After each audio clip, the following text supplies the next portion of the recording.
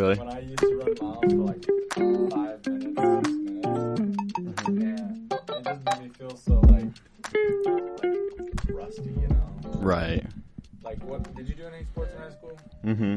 Yeah, I did swim. I did I remember you telling me about that. basketball. I think those are the main ones. Swim and basketball. Yeah, I heard it's pretty serious on swimming. They did good. They did well. Well, I mean, they don't compete against like the larger schools, Oh, I see. but they did well for what like the groups they competed in. Right. And what division, do you know? Is it like what? It's a charter league, Oh, okay. but I think they're like middle division in the charter league. Oh, okay. So Pretty competitive for a charter school. yeah, averagely competitive, I'd say. Yeah, Yeah, that makes sense. like no one's like going D1 from there, Yeah. most likely, but Yeah, they're pretty good. that's nice. I feel like it would have been nice to see what a charter school is like. Like, even though I went to an academy, I went to GCA, Mhm. which What's that?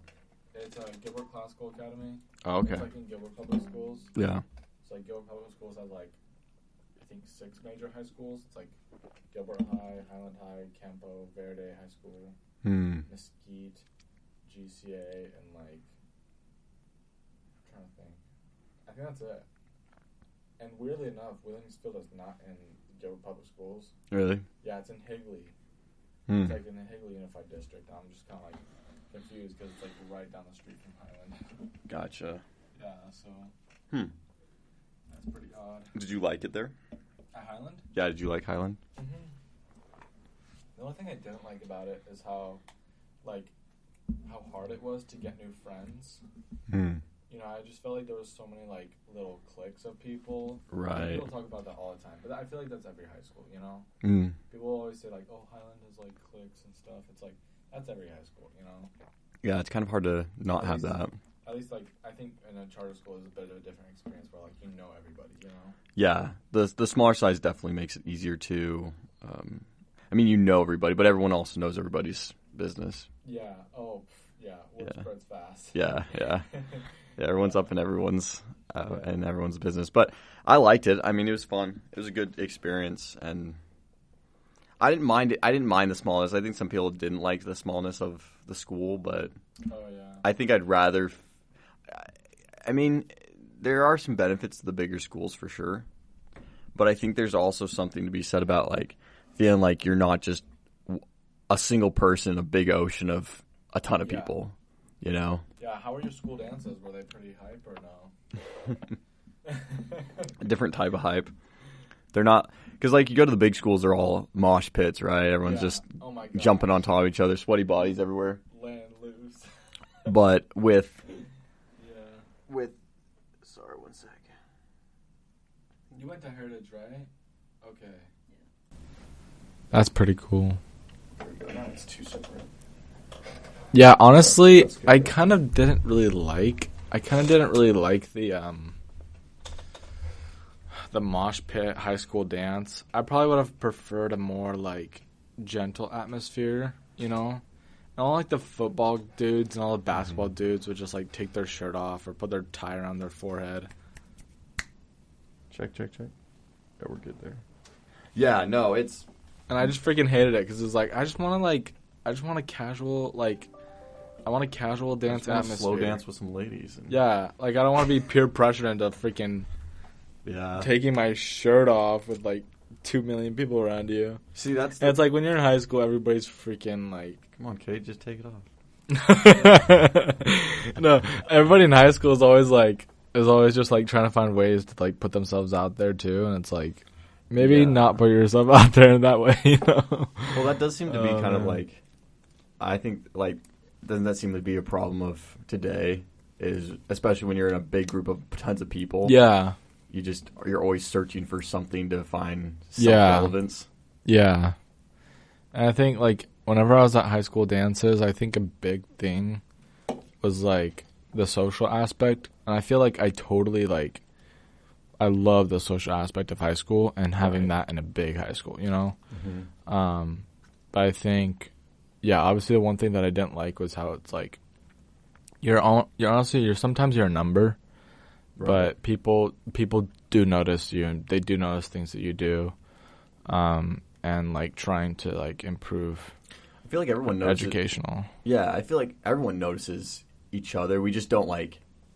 We as individuals think that no one notices us, right? Yeah. Like that's kind of the flawed thinking is thinking that I'm invisible to everyone, but like everyone's like no, like we know you're there, but everyone's kind of in their own head about that. Yeah. And so then everyone's trying to find self-relevance, and that's when you get people who are like, oh, I'm a they them, or right? Or you're like, okay, they're like just trying to find anything to stand out, or I feel like that's a lot of kids in our generation.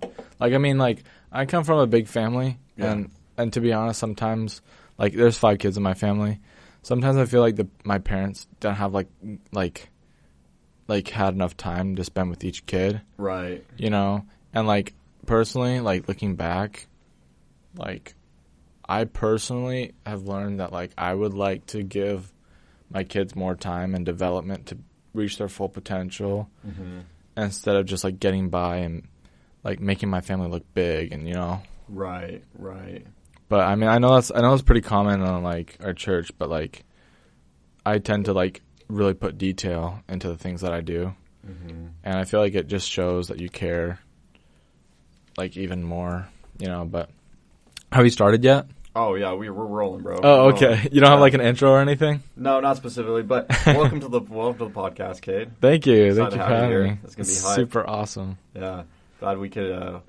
It took us a little while to get all the details worked out, but I'm glad we could get you on. Yeah, I know. I mean, my schedule's been pretty interesting, and just a lot of events in my life. But yeah, I got to set aside time. I think it's a great time. I mean, it's like the end of the summer. Right. Like honestly, I love summers in Arizona. Some people don't like the heat. Like I feel like I just love the heat. Like it just makes me feel so good. I can go outside and not like be like, oh, there's not a lot of sunlight. There's not a lot of vitamin D. But yeah, I love the summers in Arizona. Yeah. And by the way, that reminds me, when I woke up this morning, I had this really cool concept, which you don't have to take this into consideration, but like I woke up and I was like, it'd be really cool. Like, how you have like your setup indoors and it looks great and everything. I was kind of thinking like when it gets nicer outside, maybe try like an outdoor podcast. I don't know if that would work. Yeah, you'd have to. Obviously, you have the added acoustics of the nature. Yeah. There's some stuff you could do. You'd have to. The equipment set would have to be a little different, but it definitely is doable for sure. Yeah, for sure. And I had this idea, like you could change your name of the podcast in just those couple episodes from the Matty McCurdy podcast to Overcast. Yeah, because everybody in Arizona loves it when the clouds come over, Yeah. I thought that was kind of a clever name, Yeah, just give it some thought, Oh, yeah. Well, maybe we should we should do something like that, but we'll do it like a specialty episode. Yeah. Come on, like we'll have you back on. We'll do a specialty episode. Yeah. Oh, frick yeah! Outside. I'd love to do that. Yeah. And we'll dress up as like like safari guides or something. Oh, that'd be pretty cool. We'll make it a thing. I've like a bunch of shirts that I didn't get to wear this summer because I had like nothing going on. Yeah. Like I took my sister to Sunsplash, and I was like, hold on. Sorry. I was like, I'll take you to Sunsplash, but I won't swim. Because I just want people to check me out. Yeah. I mean, that's like I don't know. It wasn't. I was like really not into it that day. I was just like really out of it, But like I was glad that I got to like be like at a water park. It's a pretty poppin' place. Yeah, like there's just so many people. They've hiked their prices up too. Oh my gosh. I've actually never been. Yeah. Truthfully. Where? Like which ones? Oh, Sunsplash? Yeah, oh my gosh. Yeah. I don't know. I didn't have a childhood, bro. Just wait. Honestly, I would say just wait for like the timing to be like right. Yeah. At this point, I've waited so long. Just wait for something to happen. Like for like there to be like 10 plus friends that just want to go. You know, I don't think I've ever had that many. Ever. Oh my gosh! Oh man, I mean, I feel like I have a lot like the friends that I talk to. Yeah, I don't really talk to them anymore because they got their own lives and stuff. Right. And I feel like that's most people when they leave high school. It's like they get busy. Yeah. Yeah. But like while you're in high school, you have friends you talk to. There's friends you know, and there's people that you're aware about, but you never ever think about talking to them. No, there's definitely circles, right? It's like you have like acquaintances, right? It's like I know you, and we've maybe made eye contact and talked. You've got, you've got like friends, and then you've got like close friends, and then you got like your inner circle. Yeah. Oh yeah. And the inner circle is where you want to be. Yeah. But it's also a small group, you know. Oh yeah. Like, usually you don't have a ton of people in the inner circle. Oh yeah. So there's always like whenever I came to high school, like freshman year through senior year of high school, like I would always come in the same doors. Yeah. You know, I'd see the same people, say hi to the same people, and walk past them like, I don't want to talk to you. But there was like one group of kids that just wore hoodies like year round, like summer, winter, fall. Like they wore hoodies all year round, and they were just known as like the hoodie group. The hoodie group. Yeah, and it was so funny because like everybody knew them as the hoodie group, and like, yeah. I know some other groups that wear hoods, but.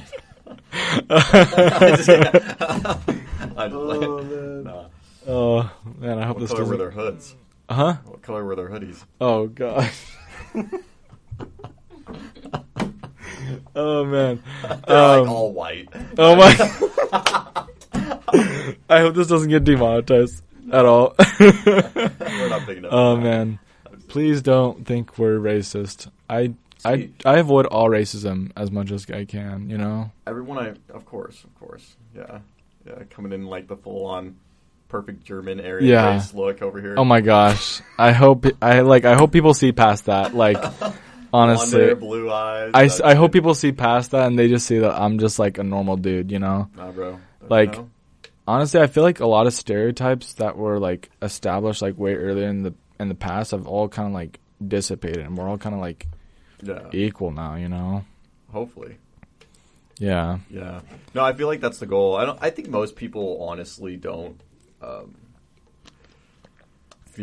think in that manner. But that's also, here's the other thing too. Like this side of the country, it's different. Like the western side. I don't think it was just not as prevalent of an issue. Yeah. Because obviously there's just like a bunch of farms. Yeah. Like we're all just farms. Right. And we were, we came from back east, but people did. Neighbors did.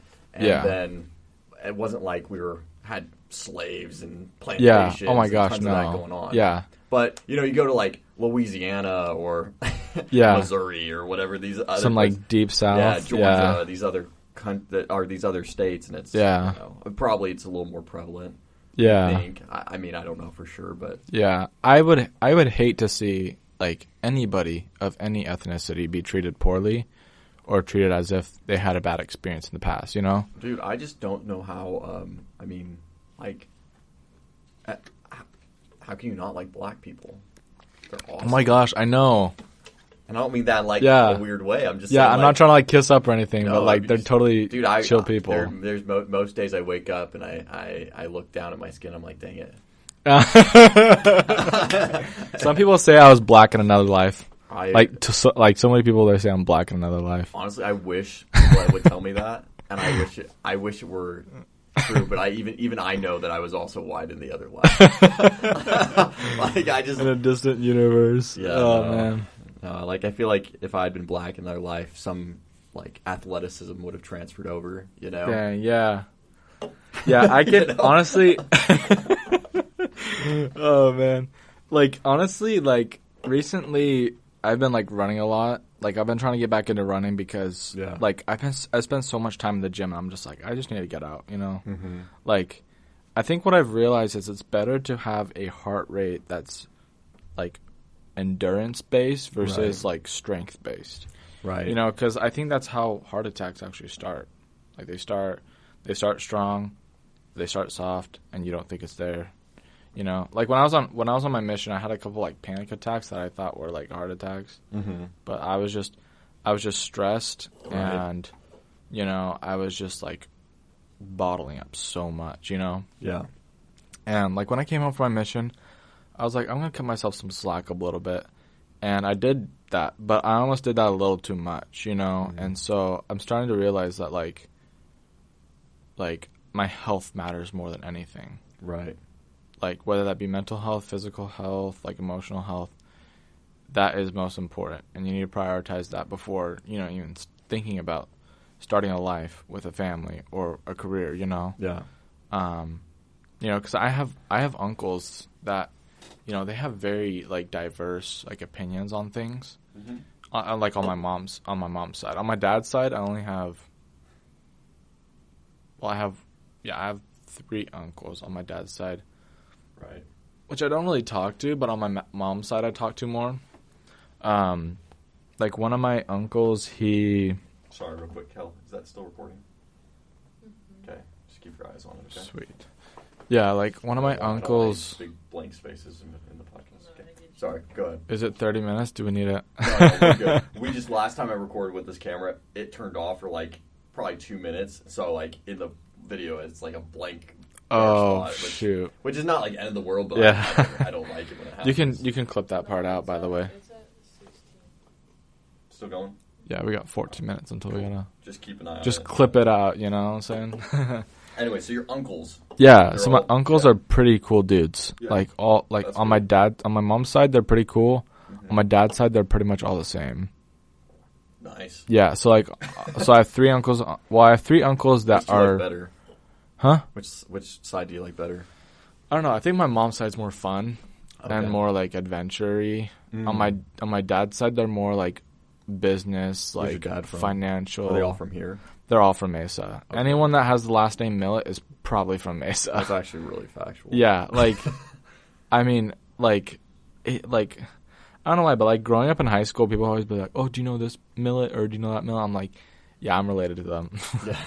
Yeah, but like, how common is your last name? Like in Arizona, would you say? Not very common at all. Yeah. I mean, oh gosh, this computer's like pinging. Anyways, sorry. Not very common at all. But it's because it's like my dad's side is from Idaho. That's where his family's all from, and so I don't even think it's super common there. Like, there's not like tons of McCurdys running around. Yeah. Now I'm sure they're all related. Well, there's families. Yeah. Yeah. There's like families there. Yeah. Yeah. And then the one other time I met a McCurdy down here was we're like in church. This couple comes up. One's like this super Irish looking like white lady. I was gonna ask, like, is your last name like Scottish based or Irish, based? Scottish, Danish, like all the ishes, you know? Yeah. And there's a lot of ish there. A lot of ishes in the world. And Finnish, China-ish, Chinese, Russia-ish, more appropriate. Yeah. But then he was like straight up like Hispanic black. Mm-hmm. Like, I think he was like half black, half Hispanic. Yeah. So I don't know what was going on there. Apparently, his last name was McCurdy. Yeah, he was the McCurdy. Oh my gosh. Yeah, I know. I thought it was like, oh, did he take his wife's name? And then he's like, no, I'm McCurdy. I'm like, oh shoot. That's pretty cool. So maybe I was black in another People life. just embrace that sometimes. Yeah. Like, I know, like, they're like, have you heard of that song that's called No Roots? No. It's like, I got no roots. Oh, yeah. Yeah, honestly, it's kind of like some people, they just like start a new last name, and it kind of like blows my mind, like how many people start their own names. We asked him where he got the name from, like what his lineage was, and he was like, yeah, apparently back in like a long time ago there was a McCurdy and he had like a plantation. Oh, okay. And, but all the slaves loved him. Oh, okay. And so they all took on his name. Oh, they were like felt cool. like family. So So we were nice slave owners. Oh my god! Going back to the beginning. Man. But so it's not a super common name here. At least I've never met any, which probably is fine because I'd like hate to like date somebody and then find out that she's my like second cousin. Yeah. Oh my gosh, you know? that's my worst fear. Yeah. Like, have you ever watched Community, like the TV show? A few episodes. There's like one of the last episodes of like the whole TV show is like this one character that they're like friends with. Yeah. Like finds a classmate that he's really attracted to, and she's really attracted to him. Right. And like at the end of the episode, they're like, "Can we have Grammy come up and like Auntie like oh no Anne or whatever?" And this is the same lady, no. and they realize they're cousins, and they're like, well, I still want to get married, so. The worst is when you find out. It's always like, oh my gosh. when you know somebody and you find out that they are super closely related, but they're like married or together. Yeah. And they've had like kids. Oh yeah. You know, then you're just sitting there like. Yeah. Honestly, I like to like whenever reunion jokes start to really. Yeah. You know? Like when I'm dating, I usually try to branch out. You know, I don't know about you, but like, I try to branch out. Whether they're like, I don't know. Like I think it's pretty like interesting, the dating situation right now. Yeah. Like I feel like, how's your dating life going? Like I feel like honestly, what are men looking for? I don't know. In today's society in women. I know what I'm looking for. Yeah, what's I'm Cade just interested in what women are looking for. I just like someone that's intelligent, you know, that can exercise control in situations that are probably stressful. They have like their own stress management, like down, you know. It's like a level of emotional maturity. Yeah, and they take importance in the important things in life, like maintaining your faith and maintaining like your health, you know. Right. Having a fit girl, like for me, that's like a big one, and not that it's like if you're not. No, actually, I think that would be a deal breaker for me if you were like totally not into being fit and you just didn't care about that stuff. I think that'd bug me, you know. Yeah. Like I'm not needing her to be like on the same, like do the same workouts or like go squat like 350 with me just I can't squat 350. Well, I think that's actually super important in lasting relationships, which I felt like has been a deciding factor in whether a relationship will last or not. Right. Is trust. Trust with the other spouse to still remain like themselves around people of the opposite sex. Like, because I remember like when my mom and dad, they would be like in a public setting. Sometimes they'd be like, "Hey, don't like go talk to that person," or like, "Don't talk too long," or like, "We need to go," you know? Yeah. Like always trying to find ways to like personalize it, I guess. But I mean, like, you have your whole life to like, I don't know, make it about you, you know? But what I've realized is like the best relationships are when it's not about you and when you not think about yourself at the first like thought, you know?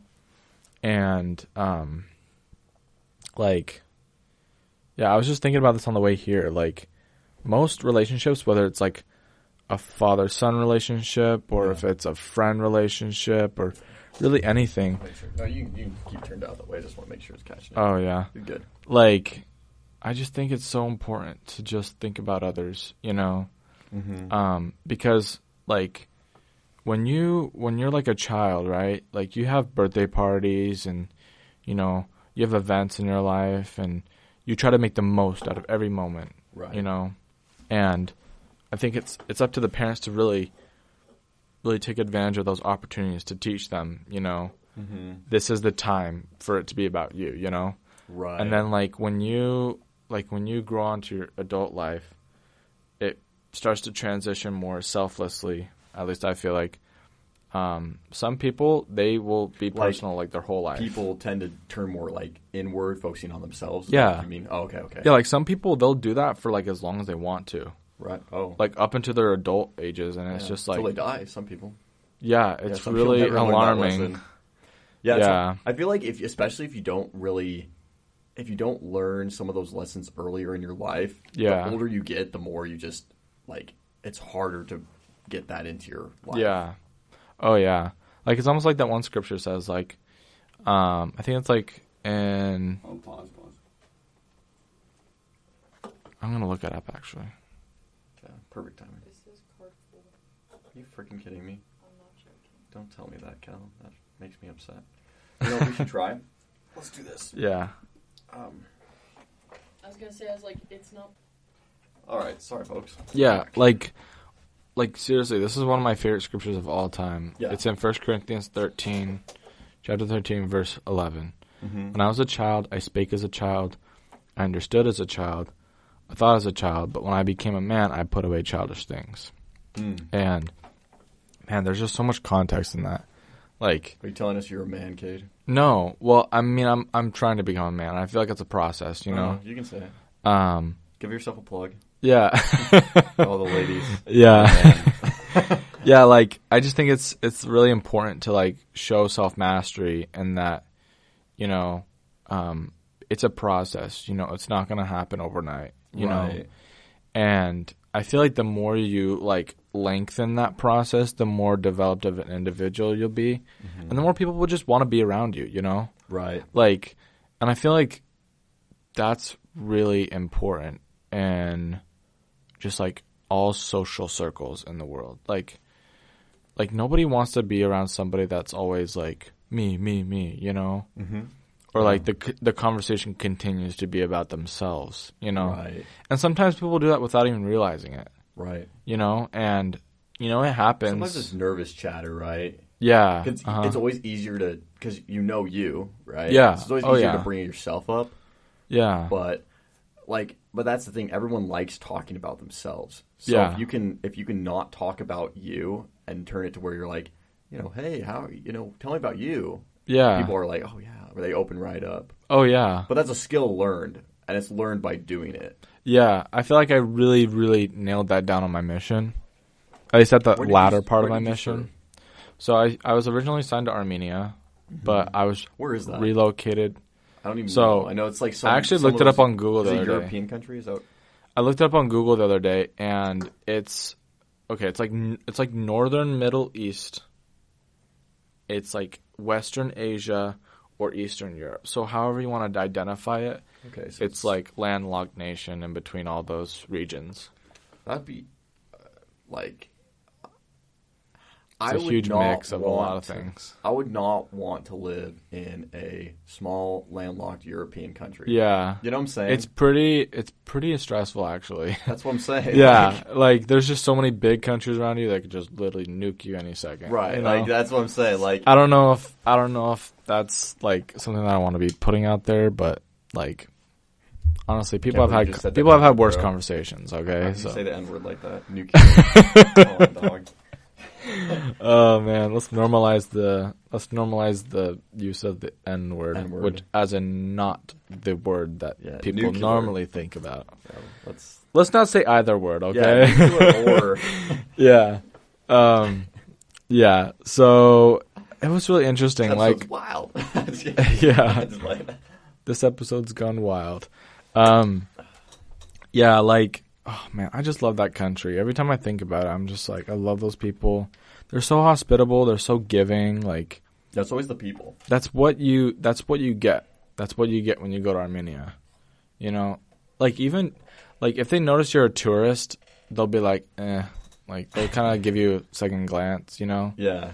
But if you're there to stay, they'll love you. Like if the longer you're there to stay, the more they'll love you. And the more they'll understand, these people are cool, you know? Well, it's going back to what you were saying before. It's like, if you're there to get to know the people, like the people are going to love you. Cause I love Armenians. I said it once and I'll say it again. I love Armenians. Like, I don't even care. What makes them, sorry, I don't want to cut off your thought. No. What makes them, it's all good. Like why, you know? Why do I love them so much? Yeah, like, because no one's going around saying they love the French. Yeah. You know. Well, I don't know. I think it's really honestly, I think it's kind of a developed thing. Like it doesn't matter where you go, you'll love somebody there. Or you'll love the people there. Yeah. And I think I really learned that I loved them when I came home from my mission. Like I just really missed the whole like experience of just being around Armenians. And like some people they'd be like cussing out cussing us out on the street. Sure. There's those people like that in every country of the world, you know. Are they Even a really in the US. polite like society? Or are they kind of, you know, I think, because like what I've heard is that they're very like racist and like like stereotype, you know, types of people.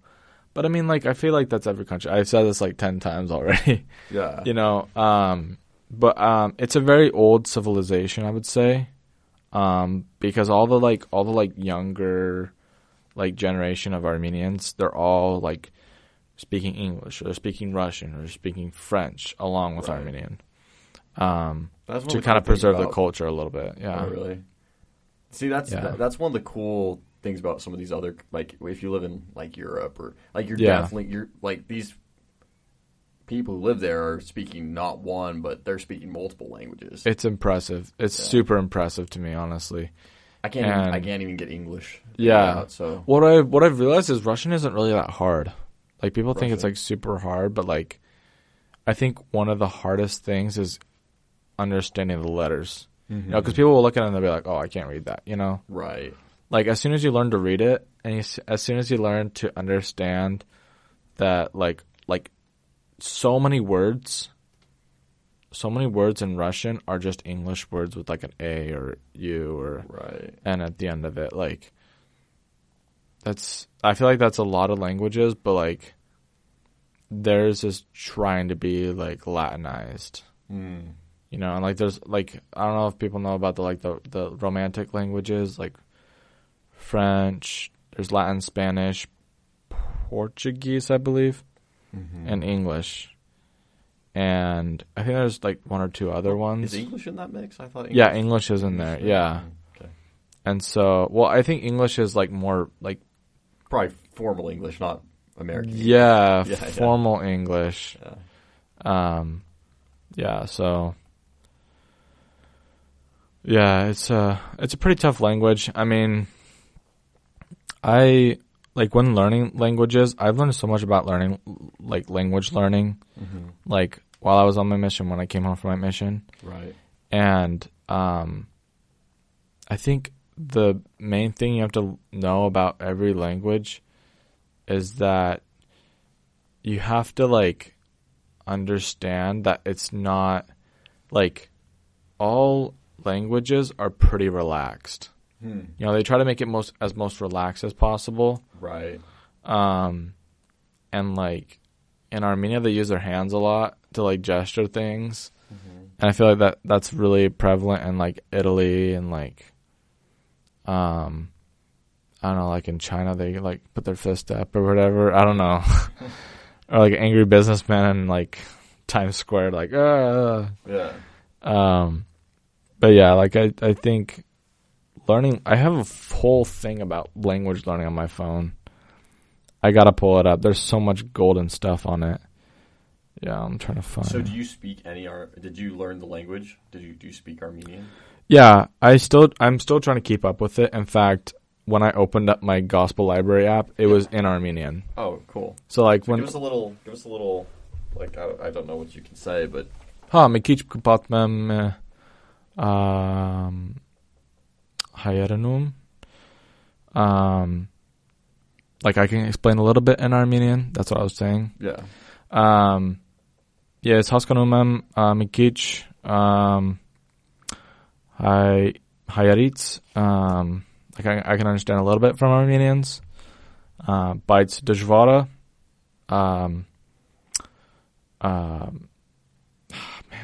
I'm blanking right now. Like մի քիչ անտամներեն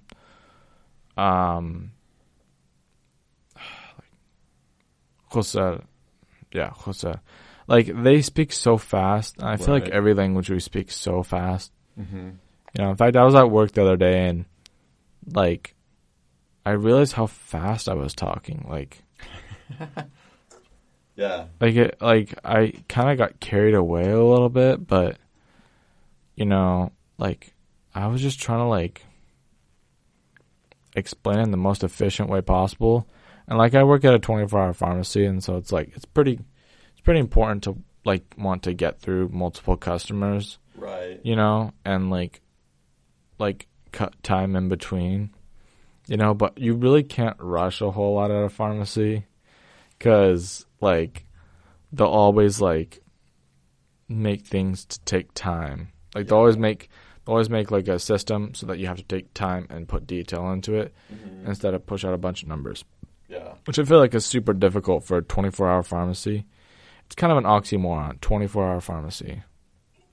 That's not supposed to exist. Yeah. So, yeah, but you said you work for the church and you do like this on the side. Right. Like how has that been? Like are there like parts that you like you wish you learned before? Are there things that like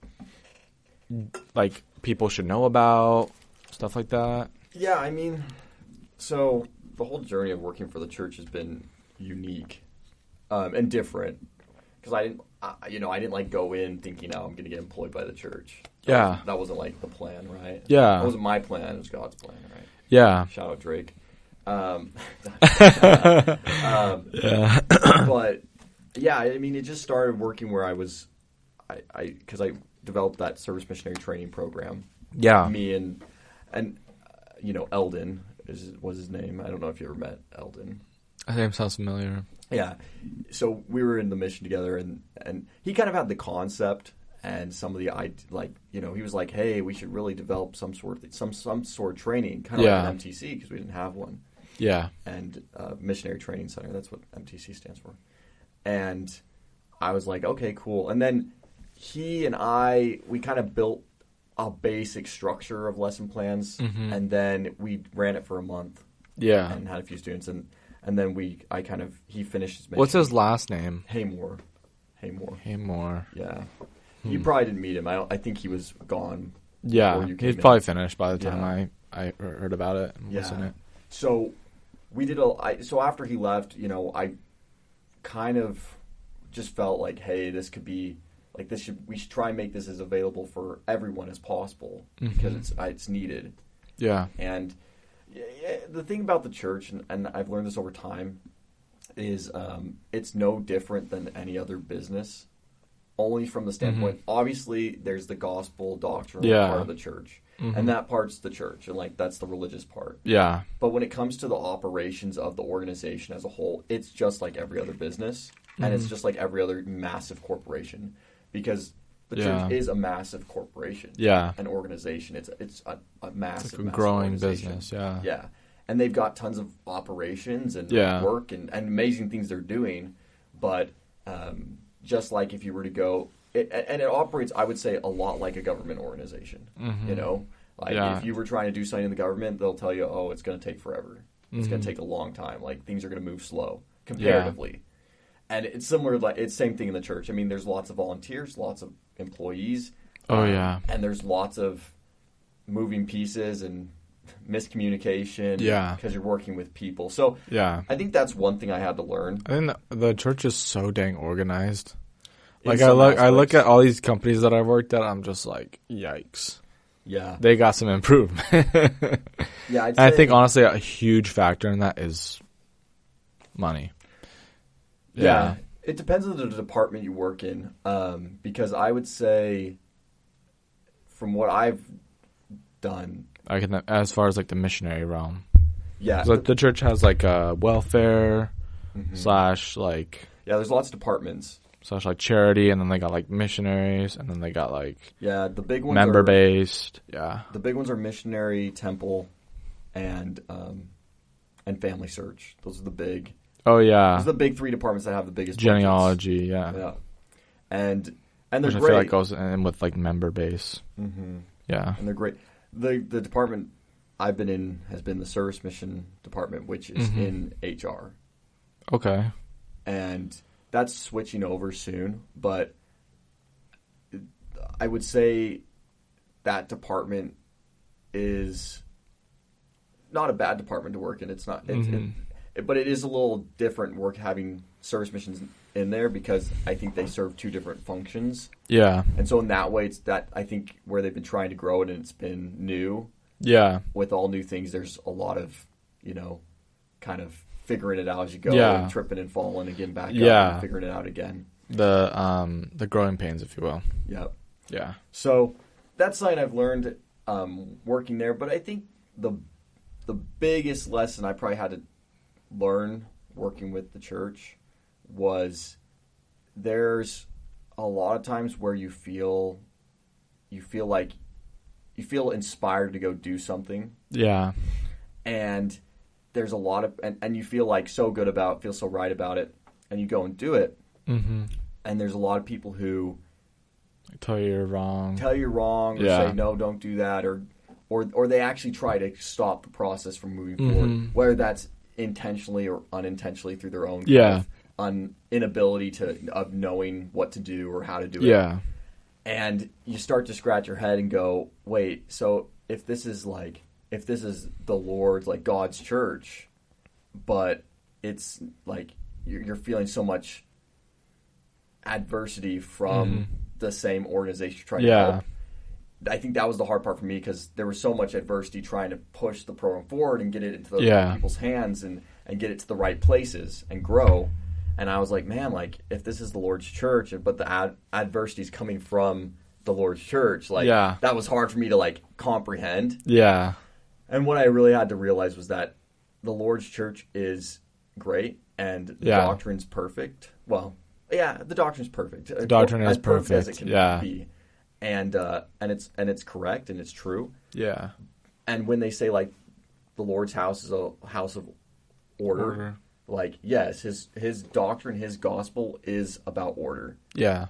But people are people, and his church is run by people. Oh, yeah. And people make mistakes, and people are trying to figure it out, too. Yeah, every good organization, or every organization that is trying to be good will always have flawed people, or people that try to take advantage of the system, or, they'll try to climb the corporate ladder and then corrupt it, Right.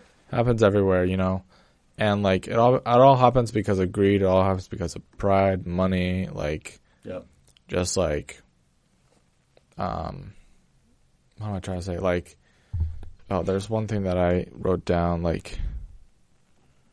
Well, now, while you're looking that up, I'll just add, too, it's not like most people, the people in the church, I don't think any of them are really trying to cause harm or do anything. Yeah. They're all trying to do their best and do good work.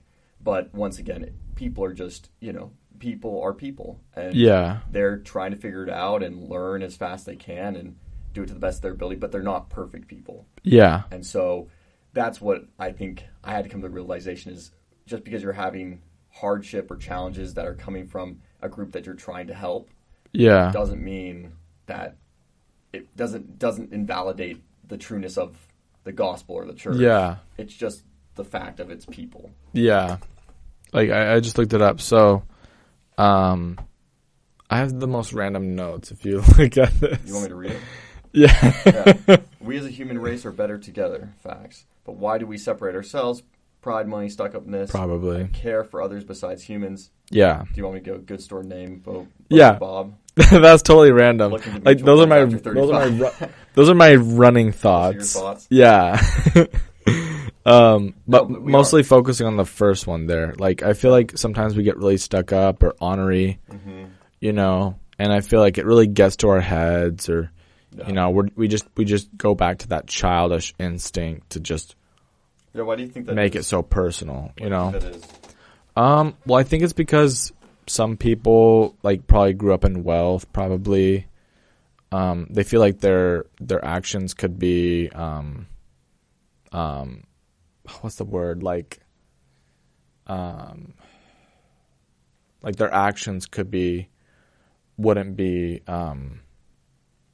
like, what's the word? Like, their actions wouldn't be, like judged upon. Or, like, they wouldn't receive, like no consequence for their rashback. Yeah. They wouldn't receive, like, why am I blanking right now? It's like most, like, they wouldn't receive backlash for their actions, Right. Very little consequence. Like, when I grew up, I feel like I learned that pretty well. Like, my parents did a pretty good job of, like, letting me know, like, this isn't going to last forever. You're going to have to develop things, and you're probably going to have to learn a lot of things along the way that are hard to learn. Right. because you just want to just not do something, you know. That's easy. But yeah, I'm kind of that personality where like I will do the maximum amount of effort on something until I've exhausted like all of my skills and all my resources, you know. And I think that's kind of what makes me a good employee. The things that make me a bad employee is that like I'll sometimes take my personal issues out on my coworkers, right? Which I feel like I need to get better at, you know. Yeah. I'm always looking for ways to like just sharing or like what do you like sharing or just like just not like just acting out. Yeah. Like I'm always quick to like notice things in my character that I'm like I wouldn't want to be around somebody like that, you know? Right. And so like well, I might as well make that change now, you know. Yeah. Man, I'm getting thirsty. Very good. That's what the water's there for. Mm-hmm. Yeah, no. It's like what I was saying earlier. The key to a good podcast is having a constant supply of water. Which, I mean, that's my fault. I forgot to bring my own water. Oh, you're good. That's what it's here for. Yeah. That's why I keep it here. Oh, man. But yeah, like, I kind of wanted to go into, like, post-mission, like... Yeah, well... life. Because once you get done with your mission, I know the mission has, like, the whole, like, My Plan initiative. And they have, like, institute that they want to get you involved in. They have, like, multiple different little programs to help keep your faith moving forward, keep your personal life moving forward, financial. Do you think it's enough, though? Huh? My life? No, do you think it's enough? Like, My plan? The things that they have available. I have a few opinions on that, so I'm asking kind of a... Yeah, I don't know. Kind of a leading question. I'm kind of hoping people that watch this are people that have recently come home from their missions, or like this reaches people that, regardless of if they've like been in the church or not, are just starting out their life, financially, educationally, personally, all that. But do I think those resources are enough? And my answer to that, I would say, is no. There's a lot of, I think one of the most important lessons I've learned on my mission is you're not always going to have somebody to guide you through a lesson being learned. Sure. Sometimes you're going to have to customize along the way. You're going to have to adapt, you know? Right. And, yeah, it's kind of a hard lesson to learn, you know, when you're younger, because you're just like, oh, I just want people to lay this out for me, you know? Well, the system's kind of built that way. Yeah, I didn't really do a My Plan when I got home from my mission, because like I didn't really have a whole lot of time to think about that. When I came home from my mission, I didn't even have time to think. Yeah, like I don't know if you know my backstory, like on how I came home from my mission. I know a little bit. Yeah, so go ahead and share that because you went to Armenia, then you came home early, right? Yeah. So yeah, share kind of that, and that's where we met, was kind of somewhere in that middle. Yeah. So I started my mission in Oklahoma after 9 weeks in MTC, so about 2.5 months ish. Sure. Then I went to Oklahoma. I was there for about 4 months. Sure. Then I was transferred to Armenia, my original assignment, for about 5 months. And I think the most important part about... Did you like Oklahoma? How was Oklahoma? Oh, I loved Oklahoma. Okay. Like, I don't know. It's kind of a barren place, and people will always look for the negatives in things for some reason. If you're a negative person, stop with the negativity. Like, nobody needs to hear that. Everybody's thinking the same thing as you. Trust me. I just want to hear good stuff, you know? But yeah, I mean, I guess some of the cons are... Like, it's very flat. You know, there's no mountains. There's no, like, I can go hiking, you know. Right. You have to go to another state to hike. Yeah, it's definitely the plains, right? Yeah. But, I mean, I guess if you wanted to go for a brisk walk, you're welcome to it. But there's nothing in the way. Brisk walk in a wheat field. Yeah. But, yeah, so basically there's lots of it's pretty barren a little bit. Do you wish you had been able to stay? The winters kind of suck. Do you wish you had been able to stay in Oklahoma, or, I mean, going to Armenia? That's I wish cool, I considered right? it. I wish I considered it more. Because Armenia got a little bit more stressful for me. Right. And like I I maintained my personal life and like my active life pretty good when I was in Armenia. Yeah. Like for all the things that was going on in my life then, like I did a pretty dang good job. Yeah. Of adapting to that. And so like even I was like 19 too. Yeah. Like freaking that was amazing. Like I felt like God just totally like just carried me through it. And part of it was me too. I'm going to give myself a little bit of credit, you know, but and give God credit where credit's due, you know. If you don't mind me asking, because obviously went to Oklahoma, then went to Armenia. Yeah. And there's some. Yeah, I was getting to that. Sorry. Natural stresses that lead to those items, but what were some of the things putting stress in your life that you were trying to deal with and kind of led to that pressure in the mission? Yeah, so I spent the 5 months in Armenia, and right after that, there was some confusion or some like communications somewhere happening in my mission where we were disobeying rules, and so I did my best to keep the mission rules, but in accordance, in accordance with the missionary standards, I did my best, you know. But then my mission president, he kind of came to me and he kind of like, I don't want to if this ever gets to him, I don't want him thinking that he did anything bad. He was just trying to look out for me. And in retrospect, I get that, but I wanted to stay in Armenia for as long as I could. Right. And I wanted to finish my mission, like, respectfully. And so, like, my district leader, my zone leader, and my mission president were all noticing. In fact, I was companions with the AP at the time. Right. Well, AP. We didn't really have APs in the mission because they thought I always got to their head, and then missionaries would brown nose. You know what that means? Yeah, stick their nose in people's business. But, so they were noticing I was, like, really conflicted with a lot of things. Like, doubting my faith a little bit, you know. And I think they kind of blew it out of proportions. Like me and my companion, we were trying to, like, fellowship somebody and, like, just get to know them better. But I think that we kind of got overzealous in that. Sure. And by we, I mean, well, yeah, we did. Because I had, in any companionship, both have representation, both have a voice, you know. Right. And I didn't express that. I didn't express that I wasn't okay with certain things. And so that's partly my fault. What was were you guys just pushing on this person a little more than you should? There was an occasion where we were in a member's house and there was no priesthood or president.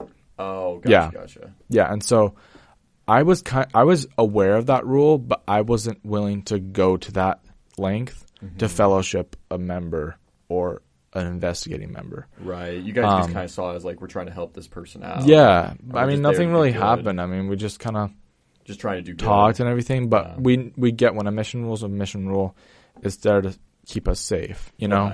Right.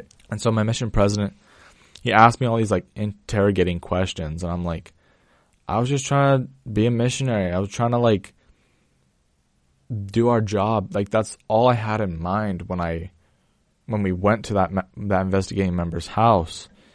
And I don't know why, but I don't know. I took it super personally. I just started crying in front of both of them. Yeah. Mission president and his wife. And so, I don't know. I felt bad for all the wrong reasons. And so, I guess my point in telling this story is at that transition too, like, my parents were going through marital issues. And so when they were like, okay, you've had enough, we'll send you home. And I was like, okay, I don't really get this, but okay. Right. So I was sent home with three other missionaries. You didn't really have a choice into going home. They just no, they were like, this is a decision. I had input into it, but there was a lot of people saying, come home. Like, my parents were saying, come home. My stake president was saying, come home. My mission president was saying, come home. And I was like, look, I'm good. Like, right. I'm good. And I don't feel like they really saw through that. Like, I was doing my missionary purpose as much as I could, you know. I totally forgot the missionary purpose, by the way. You're good. Do you remember it at all? Our mission is to help others to come into Christ. Yeah, serving as the Savior did. That's the service that's missionary the one I know the best. purpose. It's like to help others come into Christ through faith in Jesus Christ and His atonement, repentance, baptism, receiving the gift of the Holy Ghost, and enduring to the end. Does it stop? Okay. Okay. So, audio's still rolling. So yeah, I did my best to keep to that purpose. You know, and I kind of little tweaked the purpose a little bit. I was like, you know, and we must include service in there because that's what a mission is. Right. If you kind of generalize the term mission, in other faiths, it means service or humanitarian or charity efforts, right? Right. As far as like the church's definition, it's more gospel oriented or, you know, and at times gospel is what people need.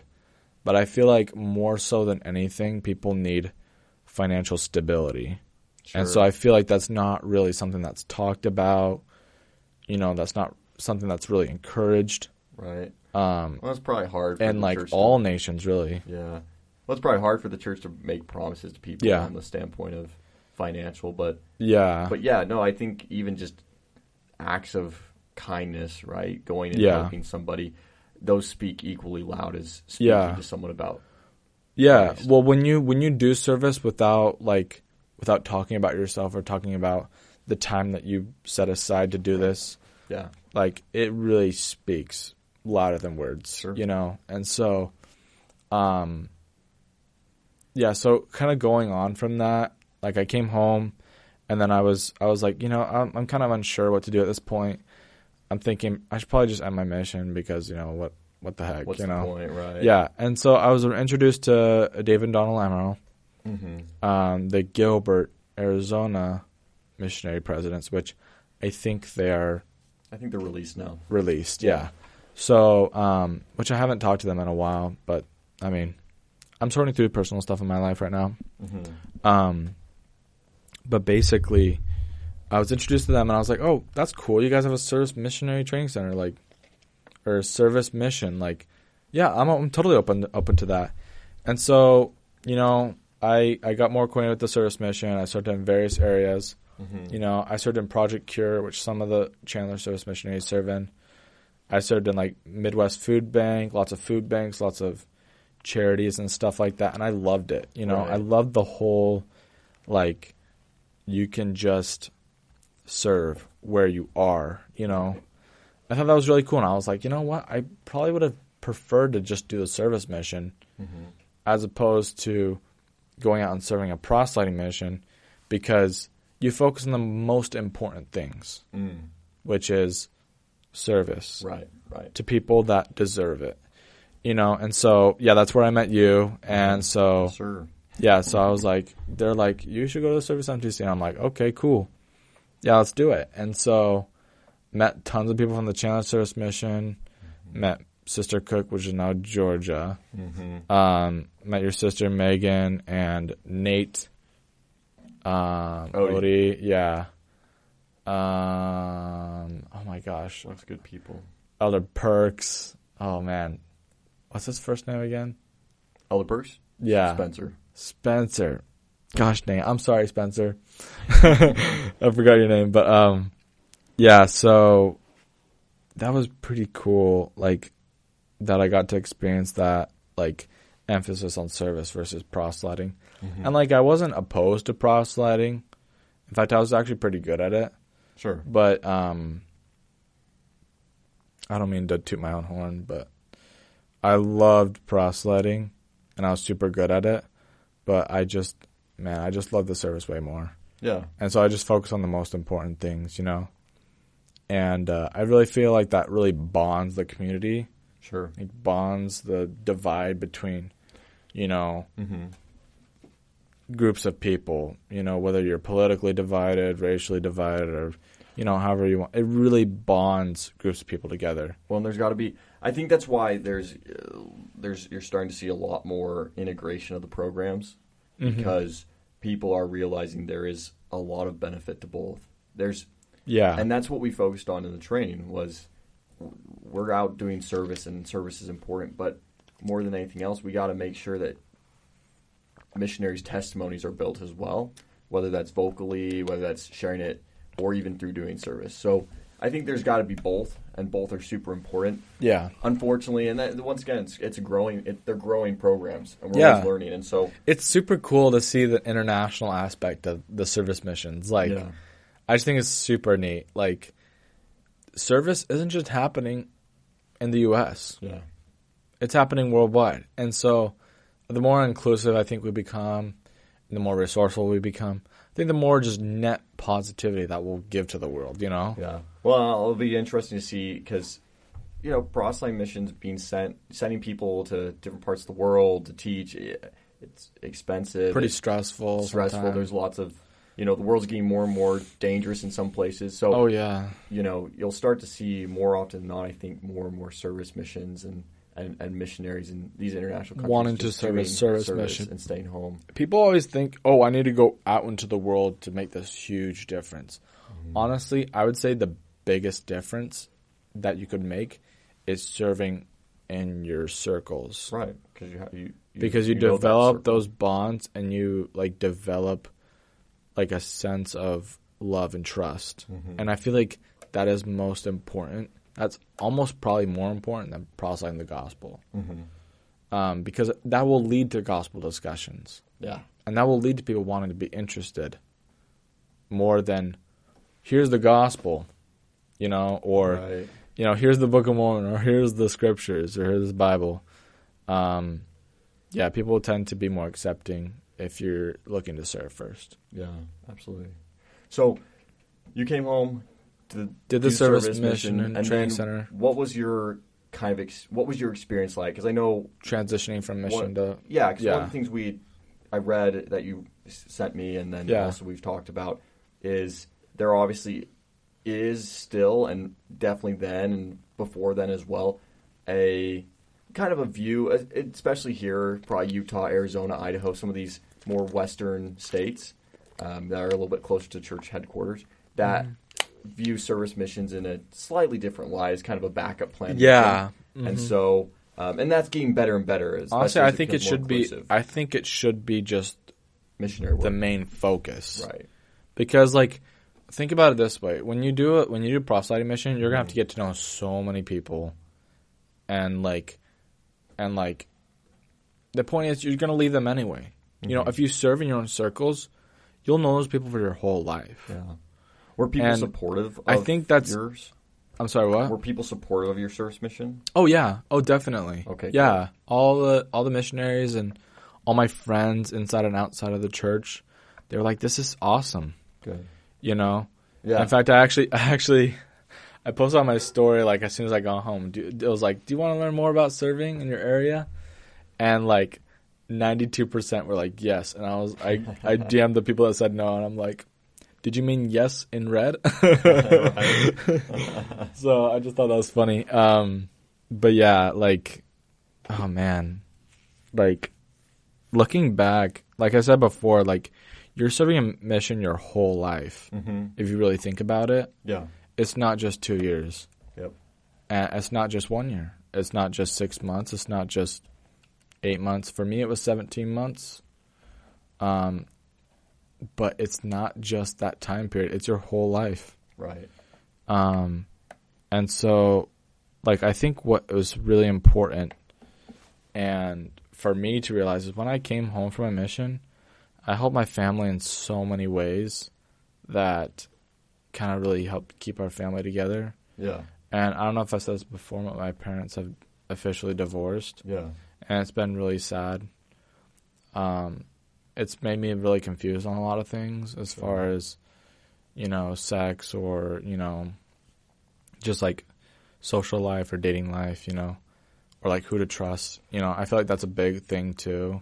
Yeah, do you mind kind of sharing some of your, just what that's like? Because I don't, and if you don't, that's okay. But yeah, I think, I'm totally cool with it. I think there's lots of people who have had parents divorce or split up or whatever. When they came home from the mission, or their family moved somewhere, and it's just what is life? Yeah, something happens where it kind of throws, a wrench in your life. Yeah, and so, what's that like? A lot of things that I did to Sorry, I didn't mean to interrupt anyway. No, you're good. Some of the things that I did to, like, heal from all of that was I went to therapy. Right. I reestablished trust in people that deserved it. I made new friendships. And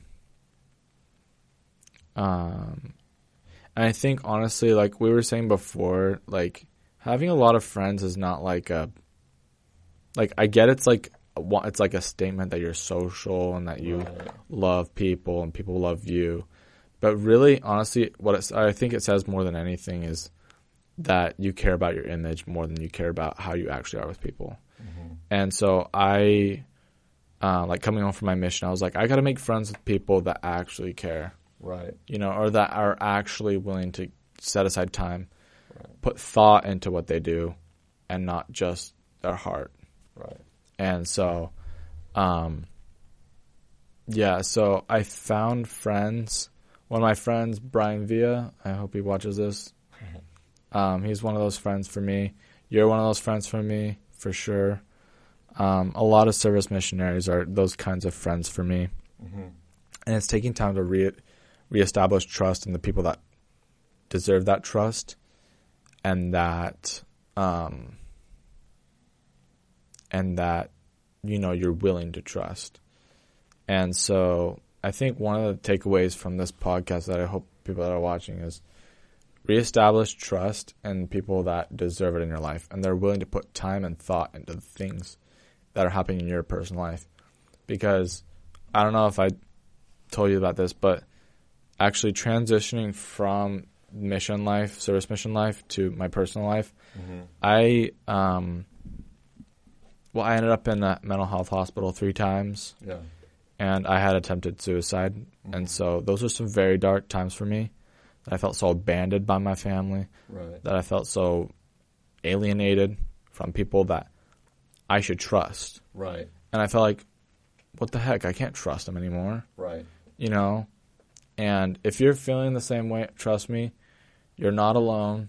And I know how you feel. So, so those are some of my main takeaways from transitioning from mission to post-mission. I didn't attend Institute, mostly because I was working on my mental health and other stuff like that. And honestly, I think it's good to kind of like take a break from the church when you come back. You know, I feel like it's encouraged to continue your faith, but you know, take time for yourself wherever you need to. Like any missionary or anybody that's finished high school or has served a mission in their church, or really any scope or any like walk of life. Seriously, like you got to take that time regardless. Well, I think you make a good point there. And I feel like the church would support that too. Yeah, well, and I think the common train of thought for, because I don't think the church would want you to be stressed, you know? Right. Well, and I think, sorry, what you were saying. No, and I think you're right, because I don't think they think about it that way oftentimes. And once again, this is people, just being people. And so they may be sharing what worked for them or whatever. But I think a lot of times we think, well, once you come back, just throw yourself more into, you know, church and institute, and just all these other things, which are all good things. Mm-hmm. But one of the things that you have to realize, too, is one, you got to gauge it for your personal stuff. But two, especially if you came home from proselyting or whatever, you just lived a 2-year, 18-month, whatever it is, structured lifestyle where you only really had one focus, one thing in mind, and you did it. You did the same thing that you were told to do. When you come home, that's not the case anymore, right? You've got life, you got work, you got school, you got a bunch of things that you have to deal with, while also trying to hold on to these amazing things you learned from living that very simple yet structured lifestyle. Yeah. And life's not simple. And how do you rest? And so on the 7th day, he rested. Right. Exactly. Yeah. And so just throwing yourself into more doesn't necessarily, and I've heard this from even in the service mission, a lot of times leaders will say, well, they just came home, let's throw them in. We just need to get them into tons of service, like get them going. Yeah. And the truth is, sometimes people need time to reassess, decide, okay, how do I fit everything in? How do I keep my connection with the Lord and this? Yeah. And what does He need me to do? And being on the go doesn't always allow for that. Mm-hmm. And so taking that time to really establish how am I going to live a lifestyle that helps me connect with my Lord and Savior does help you long term get down the path. And then of course introduce those other things in as it feels as you can. But yeah, so I don't think you should be cutting out everything. But at the same time, you do need to find how do you have that personal connection with the Lord. Yeah, I think that's super, super important, and that's one of the things that I give credit to the church for. Mm-hmm. All the experience that you learn along the way. Like I basically served an international mission. Right. Like I got a lot of information really fast. Right. And so like as soon as I got home from Armenia, we were like asleep. Right. Like on the bus, I was like, I am dead asleep. Mm-hmm. And all the missionaries were all just like, we don't want to talk, Right. And then after we got off the big bus of all these missionaries, like, like we slept, and then the very next day we're right at the grocery store, picking up groceries, and it was pretty eye opening to see what it's like in other countries, because I didn't think about this when I was before my mission, but time passes here just like it passes everywhere in the world. Right. And that just boggles my mind. Like, it's just insane to think about, that people are developing and learning and doing all this the same pace we are, The world's much people bigger. Are just utilizing that time a little bit more efficiently. And that's, I think, the biggest factor as far as, identifying a third world country versus more of a first world country, which I don't really get those terms. I think it's just the wealth. Yeah. Out of business, but it's eye opening because we often get kind of stuck in our bubble of life, and once you go past that bubble and realize there's more people out here than we think. Oh yeah. It's eye opening. Oh yeah. Do you mind if I take a quick break? I gotta pee. Yeah, of course. Cool. Yeah, go for it. Let's do that real quick. Or Lil Mill, because my older brother's Lil Mill. Oh, okay, so you're double. And then my oldest brother's Mill. Or Millski. Lil Mill Part 2. Yeah. And then I'm Lil Mill. Lil Mill 2.0. Yeah. Chicken Little, Stuart Little, all the littles. Yeah. All right, we're rolling back. We're back, yeah. Back from the bathroom. Yeah, so I was talking to Michael about this, but like names for your kids. Like, do you have any like names that you want to name your kids? I know it sounds like a family weird. Name. I know it sounds not really family names. I probably will do something with like my middle name, because my dad's middle name is Dean, and my middle name's Dean. So I might do something like with like one of my sons, make him a Dean. Yeah, I think that'd be kind of cool. Yeah, that's a really good name. Yeah, I think it's a solid middle name. Yeah, like I don't think I'd ever name my kid like first name Dean. Yeah, when I see a name at a pharmacy, I'm like, when I see a name at a pharmacy, and I think about what they thought when they were making the name, I'm like, that's a mistake. And that child is a mistake. Like that's literally what goes through my head in some of these times. The child's a mistake or the name? Both. Oh gosh. Like I don't mean to like harp on people in Arizona. You're all great people, but sometimes I think a little bit more thought or a little bit more time is something that they'll appreciate later in life, And like my name is Cade. I don't know if I've said that. I'm Cade Millett. Solid name. Yeah, so I like the name Bruce. It's Be Real Time. Oh, is it really? You're cool with that? Did it? I'm 18 minutes late. Oh so. yeah, for real. Take that pic. I took my Be Real 18 minutes ago. Yeah. Should we get mine? Should we do it? Yeah, let's do it. Time to be real. I'll be drinking my water. Alright. My phone loads. I have the worst data, like worst internet everywhere I go. Oh my gosh. It's getting really bad recently. Like it used to be consistent for like a solid couple months. I don't know if I'll be able to fit this over my headphones. Should probably take that off. Are you ready? Oh, we're ready.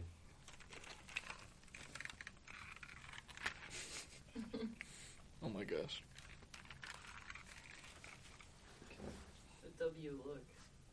Kelly, you want to get on this end so I just like snap? Like I'll do it this direction and then I'll go this way. I don't need to It always does front first, and Yeah, then it does back. Do this one, I guess. Unless you flip the camera around. No, it's too late, Kelly. You're gonna be.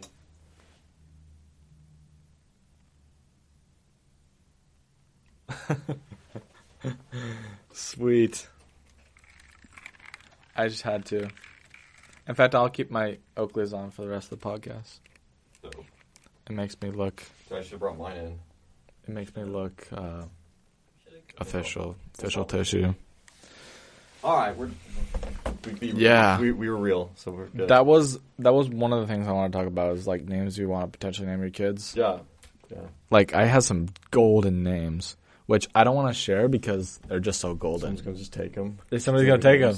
You know, I gotta preserve that. You know, you stole my. Come on, give us a couple. I don't like being in the shadows. You know. Mm-hmm. Are you taking them off? Come on, dog. Yeah, I don't like living in the shadows because I don't want people thinking I'm sketch. I don't know if that's something that like people associate with like sunglasses, but like. Oh really? Yeah, like sometimes people wear sunglasses so they can peep on cuties or something like that. Like it's just so disgusting. Like never thought about that, but like I've heard of people that do that. And I'm like, I will never do that. Peep like on cuties. Like I think the goal of glasses is to maintain and preserve your I just don't like it when like, eyeballs. If someone your eyeball orifice. If someone constantly wears them to just kind of like almost like to maintain a look. Sorry, it didn't register the first time. To maintain a look, then I think that irritates me a little because it's like you don't need to like try and put on a vibe that you're cool, you know. Just but if it's like your own vibe, bro. Yeah, like you know, if it feels authentic, I'm cool with it. If it feels like you're trying to force a vibe or a look, that's when it gets on me. But just embrace it, you know. Yeah, but if you got like that kind of it's your like smile, they're goofy. They're your just smile has value. Oh, facts. And you got to preserve that value. Mm. You know what I'm saying? Yeah. So what's one of these names? Huh? Give me at least one boy. Crap. Okay, fine. I'm going to say the best one. Mm-hmm. Just out of Have you consideration. Huh? Ever had Pokey? Pokey? Like Poke Bowls? Actually, no. All right, we should go get that after this. Dude, let's do it. You'll like it. Dude, I you totally... like sushi? Yeah, I like fish. Okay, I love fish. Okay. Oh, man, I love fish. This will be up your alley. Yeah, dude. Frick yeah. Let's screw Chipotle. Yeah. Screw Chipotle salads. Yeah. Suck it, Chipotle. I mean, I love Chipotle. I'm sorry. Taking our business elsewhere. I'm sorry, Chipotle. Chipotle's great, but... Yeah. All right, give me one. Okay, a good guy name, I feel like, would be Devin. See, I feel like I've known too many weird Devins. That's true. You know? It's a hit or miss name. But I mean, like redheads. then there's Devin Booker, you know, and he's freaking. That's true. He's a swagged stud. See, that's why it's a hit or miss name. Yeah. You're either like super like awesome and cool. I've and known good-looking, like probably or you're not. two Devins besides Devin Booker. I don't know Devin Booker. I just know about him. I wish I knew him. Nice. But yeah, Devin. I mean, I don't know. I don't like associate Devin with like a troublesome person. Mm-hmm. You know, the name that I think is most troublesome, Connor. Dude, Connors are just such troublemakers, Dude, you know? Yeah, but then there's Conor McGregor, which he is a troublemaker, but he's awesome. Oh my gosh. Yeah, that's what I mean. All Connors are just troublemakers, dude. I just love how he talks. I just love how he acts. I love how he walks. Yeah, what is he, Irish? Yeah. Oh my gosh, dude. Irish. Dude, Shut oh yeah, up. by the way, my last name has Irish roots. It does it? And like northeastern. Dude, you're basically Conor McGregor. Northeastern Come on, give us an accent. Talking it. I don't know. I think that's something that they say in Russian. I don't know what it means. I might have just cussed. Irish, you went Russian. Am I gonna have to man. what you said, bro? Yeah. Like Alakot is like I just love how he walks. Like he just has he has like ILS. He has ILS. He has imaginary lat syndrome. Yeah. There's this one dude on YouTube. I think his name is what's his name? Robert Frank. Mm-hmm. He's so funny. He'll after his workout, he'll get like this angle in his car, and he'll like look down, so he looks like freaking huge, and he'll just like go off on like a common issue. Yeah. Like rompers for men. And it's so funny. And one of the things he covers, or one of his most popular videos, is like imaginary lat syndrome. Yeah. It's so funny. Like a T.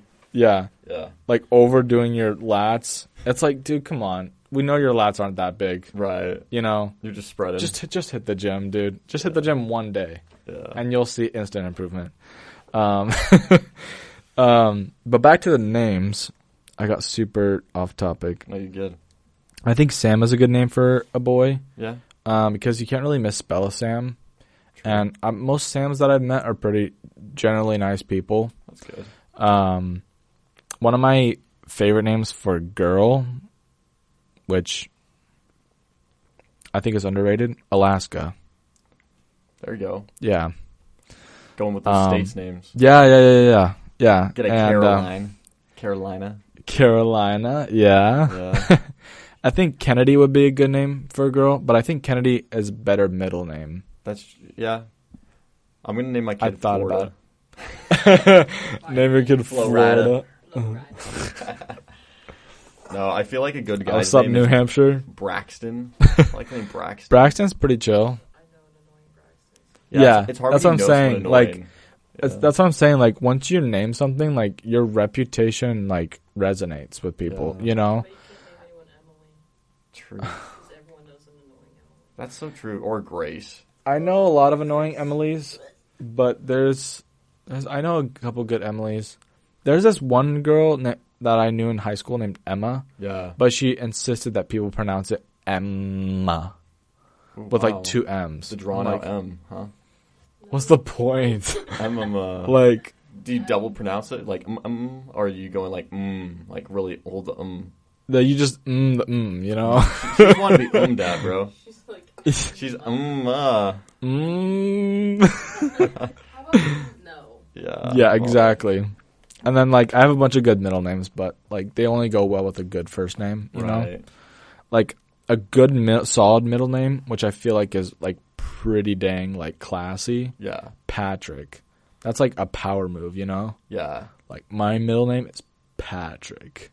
As a middle name? Yeah. Okay. That's a power move, dude. Yeah, but then, like, Absolute someone's going to call him power. Pat, you know? Huh? Someone's going to call him Pat, for sure. Yeah. He's going to be Pat. As long as it's not, like, Patrick, and then, like, his middle name's, like, Dick or something. Oh, No, or you can't Richard? name Yeah. Richard and then Patrick Dick Richard. is your, like, nickname. Richard Yeah, 'cause then Richard is kind of a your nickname would dying be Pat name. Dick. Oh, gosh. You know what I'm saying? I hope nobody ever gets called Patrick Richard. That's the That'd be most tough. unfortunate name. Actually, the most unfortunate name, I think in my mind, is Maria Lopez. Because once you go to a pharmacy, there's like a million people named Mariah Lopez. It's all those or Maria immigrants. Lopez. It's all those hopping the borders. Dude, oh my gosh. They're like, what sounds kind of American but Mexican? Maria Lopez. Yeah. Well, I don't know. I can't really speak for Mexicans. I think they're nice people and they deserve the best, but like hopping our border is not the way to go, you know. No. I mean, like, And I don't stereotype all Mexicans like that because I know there are Mexicans that have lived in Arizona for years Yeah. or have lived in California for so long, you know. See, that's the thing. Like, I don't have any. Because I have family that's not Mexican, but they have farms in Mexico. Yeah, I feel like the border issue can be very polarizing, but I don't think it has to be. My thought on Yeah. it is this: We're not trying to get political, by the way. we're going to though. No, but my thought is this: obviously, like Some hearts will be broken. obviously, like if you're trying to leave Mexico because you're trying to get to America, Yeah. I understand it. I Yeah. get it. I would do It the is same pretty thing. dang bad in Yeah, there's most some- countries. I mean, Yeah, have you there's- seen Venezuela? Yeah, I would love to get out of that place if I was living there. Right. You know? There's lots of tough places out there. So I totally understand that. And I think there's this kind of narrative that if you don't want people to cross the border illegally, you're not sympathetic to people's situations. Or you're like a Or you like hate them. xenophobic. Yeah. Yeah. And my point is, it's not China did that way before we did, by the way. Yeah. And they did that to keep away from the Turks and the Mongolians There you go. and the Russians. And you said you were And the Indians. political. No, I'm Huh? just kidding. No. No. I'm sorry. All of a if sudden, he anybody just is like pulls from a Trump flag out. From Oh my behind him. God. No, I'm just kidding. a MAGA flag. Yeah. No, but he starts, build the wall. Build Yeah. No. I think there should be emphasis on trying to preserve families that want the best for them. Yeah. And wanting public safety. Mm-hmm. Because I feel like that's the only way we can really reach utopia. Right. But that's the thing. Some people just don't want that. Some people would prefer chaos because it can improve other people getting money in some way, you know? But that's what trafficking is. But they need to spend more. We got to talk about Sound of Freedom, though. Yeah. I haven't watched it yet. I have. It's good. But Tell me about it. We need to. I think the focus needs to be less on, you hate Hispanic people because you don't want them to come across, and or you're not sympathetic, or let everyone in. Yeah. I think it gets these extremes. But really, it's like, how can we improve the process and system of managing the border and helping people get across, or providing opportunities for people that deserve it, exactly, or that have a good record on both ends. Yeah, and that's why, like, because there's some Americans that will go to other countries, like in Europe, and all the Europeans will be like upset, like, why the frick are you here? You know, right. Hence why the build the wall doesn't really bug me. I think people have like taken that whole phrase and made something negative. But for me, I'm like, if it improves the process of which we help people get across and help people, if it's about helping people, I think we get way further. So, like getting them on their feet, you know. Yeah, and I think is more important than we already know the Mexican people are hard workers, so they're willing to do what it takes. You know what I'm saying? Yeah, I mean, my grandpa, my dad. Did you say it was? Yeah. Oh, I thought you gave me like a look or something. So yeah, my grandpa, my dad have hired Mexicans to like dig out ditches and stuff and properties that we own, you know. And I don't stereotype like Mexicans for that, because I think they're hardworking people. There are plenty of like Hispanic people that best food I've ever had. Yeah, amazing. And the thing is, I was talking to my brother about this the other day. He's like, the key to wealth and the pathway to wealth and the pathway to economic and financial prosperity is your drive to create that, regardless of what your situation is, regardless of what the economic state is. Right. And I get it. That's really hard to develop. But I can help people vouch for that. That's what's important. Yeah. And so, you know, when you hear people like, there's this one guy that I think started like, what's it called? The Life bars. I don't think they're called Life. They're like, it's like 4-letter word. Built? No. I'm sorry, what? What kind? Kind bars. Yeah, he like helped found the Kind Bar company. And I don't think he's like of like European descent or anything like that. Like he's built it from the ground up, and like despite his situation, despite what his parents have done, despite what his parents have taught him about money, or you know, a lot of things, he earned it, you know. Yeah, immigrants are some of the hardest working. You know, anyone can do it if they try and they have, you know, some help. I'm sure, and they work towards it. Anyone can do anything, but I think that's really like that's the one thing. Just to change notes a little bit, is like I like to joke and make comments, but I think that's if we can all learn to love each other and accept each other for who each other are. Now, and accept that there's principles of good, principles of bad. You know, and there's a good and a bad to life. There's so much more that we have in common than we have different, and we don't all know each other's situations. We've got to be understanding, but you know, if we can love each other, joke around, and have a good time, you know, I think that's not take each other so seriously, you know. Realize we're all just one people. So I feel like when people take themselves seriously in the wrong light, like that's when things start to get out of hand, and like when people are looking for reasons to be different and divide. It's like we should spend more time. It's okay to be different. But we should spend more time trying to figure out how we're similar and how we can connect and be the same. And be a community. It's like what I was saying. It's like what I was saying in the beginning with that one note. Like we should be trying to find ways to bring us together. Yep. You know. Absolutely. But I feel like there's good reason for some people to be divided. You know. Yeah. Well. But I want to like move on to topics. Sure. Because I feel like we keep rambling and like finish. You know. Yeah. Because Yeah, we keep like going off topic and stuff. So Was there a topic you wanted to? yeah, like we were gonna talk about Sound of Freedom. I haven't watched it yet. What do you think? Great movie. Probably one of the first movies, Which I should go watch in a long, long time, that's tackling a real issue. Yeah. And trying to educate on something of value. I think a lot of times we're just going to get entertained, but this one was entertaining. It was great, and well made, educational. but it was with a purpose. Yeah. And I think that always impacts people more, and it means more, and that's why it's gotten so much traction. Yeah. Because it moves people to want to do. Because people want to. I think the majority of people want to do good and want to see good happen, and are moved by things of importance. Yeah. And so the fact that this is tackling something that's really, really evil and bad, sex trafficking and children trafficking, Yeah.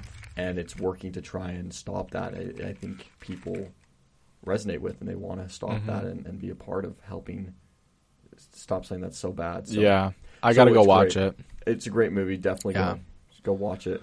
Yeah. Anything I should know about, like, from the movie, like, you wish? No, it was well People done. would understand, yeah. They did a great job sharing all the information.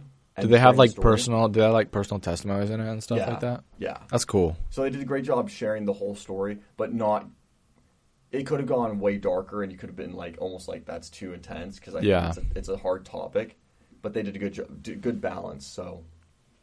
That's awesome. I gotta watch it. Yeah. And then I wanted to like finish on like a positive note. Yeah. So I think that's really. We're gonna wrap it up here. So why don't you? What would you like to leave the group with? I guess that's the best way to put it. Well, I wanted to talk about like bucket list stuff, but I feel like we can say that for next one. You know. Honestly, because I work at CVS, you know. And they're providing a lot of good like employment benefits. Mm-hmm. So like I know it's really hard to like keep working, but like stay at it, use what you got, and use it to its full capacity. Mm-hmm. You know, whatever your situation is, whether you're employed, whether you're unemployed, whether you're struggling to find a job or you have like a record. Like, I think it's just super important to, like, just keep grinding and trust the process. I don't really have anything I want to promote besides just reestablish trust in the people that you know can put in the time and the thought into your life. And that will improve your relationships. Awesome. Cool. Well, thanks, Cade. Appreciate having you on. Yeah, of course. And we'll do it again. Awesome. Thanks, folks. Nice.